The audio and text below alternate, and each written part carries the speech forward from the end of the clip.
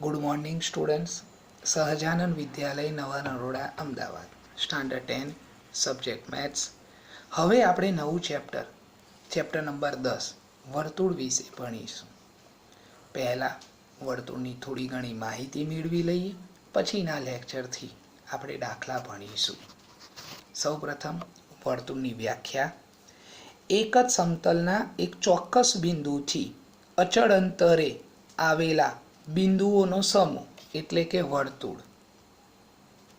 ખાસ ધ્યાન રાખવું, જો ખરા ખોટાની અંદર સમતલ શબ્દનો ઉલ્લેખ ન કર્યો હોય તો હંમેશા તે વિધાન ખોટું જ બને છે. માટે ખરા ખોટા માટે એક શબ્દ જે સમતલ તે ખાસ ધ્યાન રાખવો. હવે બીજી વ્યાખ્યા, વર્તુળનો સ્પર્શક. વર્તુળના સમતલમાં આવેલ અને વર્તુળને એક અને માત્ર એક જ બિંદુમાં છેદતી રેખાને વર્તુળનો સ્પર્શક કહે છે.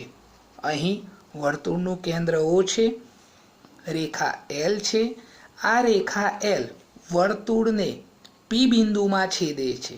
અહીં એક અને માત્ર એક જ બિંદુમાં છેદે છે, માટે રેખા L એ વર્તુળનો સ્પર્શક છે. કયા બિંદુએ? તો P બિંદુએ વર્તુળનો સ્પર્શક છે. યાદ રાખો, વર્તુળના કોઈ એક બિંદુએ એક અને ફક્ત એક જ સ્પર્શક હોય છે. MCQ માટે બહુ જ મહત્વનું વિધાન છે, જે યાદ રાખી લેવું.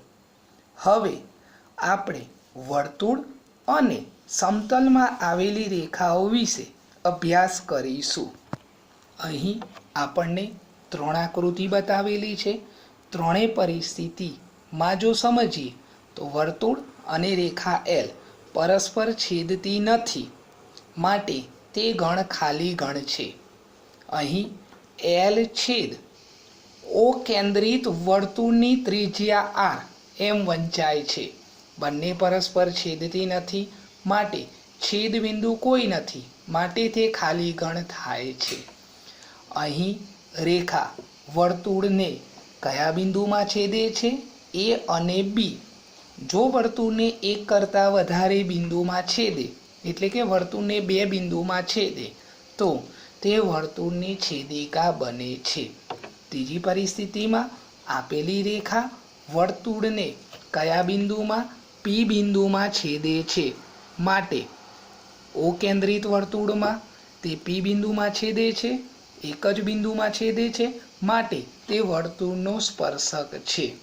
હવે આપણે વર્તુળ અને તેના સ્પર્શકની સંખ્યા વિશે ભણીશું. એમાં જુદી જુદી પરિસ્થિતિઓ છે.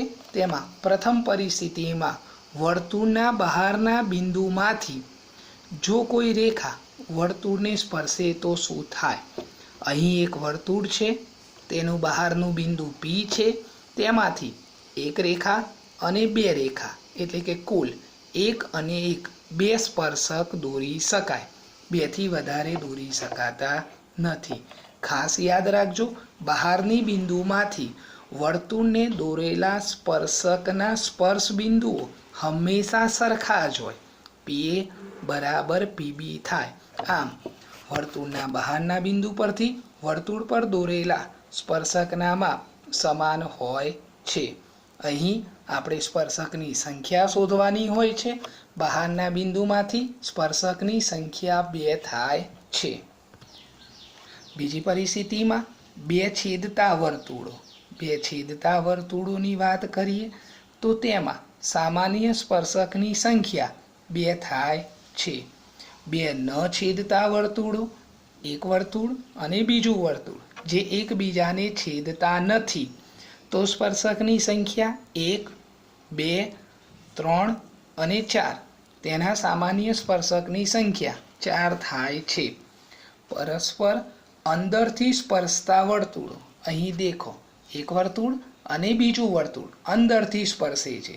પહેલાનું કેન્દ્ર A છે, બીજાનું કેન્દ્ર B છે, તો તેનો સામાન્ય સ્પર્શક 1 થાય છે. ખાસ MCQ માટે, ટૂંકા દાખલા માટે યાદ રાખવું, બે વર્તુળો વચ્ચેનું અંતર જો પરીક્ષામાં પૂછાય તો AB બરાબર R1 માઇનસ R2. અંદરથી સ્પર્શતા વર્તુળોનું સૂત્ર AB બરાબર R1 માઇનસ R2. R1 બરાબર મોટા વર્તુળની ત્રિજ્યા, R2 બરાબર નાના વર્તુળની ત્રિજ્યા. બે ત્રિજ્યાની બાદબાકી કરો એટલે કે બે કેન્દ્ર વચ્ચેનું અંતર મળી જાય. બહારથી સ્પર્શતા વર્તુળો, તો આ બે વર્તુળો પરસ્પર બહારથી સ્પર્શે છે માટે સ્પર્શકોની સંખ્યા 1, 2 અને 3 થાય. સામાન્ય સ્પર્શક 3 થાય. અહીં AB બરાબર R1 વત્તા R2. અંદરથી સ્પર્શે તો R1 માઇનસ R2 અને બહારથી સ્પર્શે તો R1 પ્લસ R2 સૂત્ર થાય છે. દાખલો સમજીશું. જો P કેન્દ્રિત ત્રિજ્યા 8 એક વર્તુળ છે અને Q કેન્દ્રિત ત્રિજ્યા 3 નું બીજું વર્તુળ છે અને PQ બરાબર 5. PQ એટલે બે વર્તુળ વચ્ચેનું અંતર. તો વર્તુળના સામાન્ય સ્પર્શકની સંખ્યા કેટલી? અહીં આપણે કાં તો સરવાળો કાં તો બાદબાકી કરવી. જો સરવાળો કરીએ અને જવાબ PQ જેટલો આવે તો તે બહારથી સ્પર્શે છે અને બાદબાકી કરતા જવાબ PQ જેટલો આવે તો તે અંદરથી સ્પર્શે છે. અહીં બે ત્રિજ્યા એટલે કે 8 માઇનસ 3 કરીએ તો જવાબ આપણને 5 મળે છે. માટે તે અંદરથી સ્પર્શતા વર્તુળો છે. અને અગાઉ આપણે સમજ્યા તે મુજબ જો વર્તુળો પરસ્પર અંદરથી સ્પર્શતા હોય તો તેમનો સામાન્ય સ્પર્શક 1 હોય છે. બીજો દાખલો તેના જેવો જ છે. જો P કેન્દ્રિત વર્તુળ ત્રિજ્યા 8 અને Q કેન્દ્રિત વર્તુળ ત્રિજ્યા 7 અને PQ બરાબર 15. અહીં કાં તો સરવાળો કાં તો બાદબાકી. અહીં 8 અને 7 15 થાય છે. સરવાળો કરતા જવાબ 15 આવે છે. માટે આ વર્તુળો પરસ્પર બહારથી સ્પર્શે છે. આમ બહારથી સ્પર્શતા વર્તુળોનો સામાન્ય સ્પર્શક 3 થાય છે.